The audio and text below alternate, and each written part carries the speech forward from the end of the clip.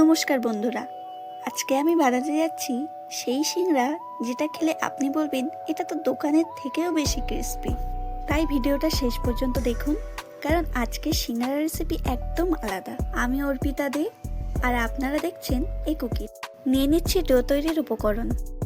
নিচ্ছি ময়দা, সামান্য লবণ, কালো জিরে, সাদা তেল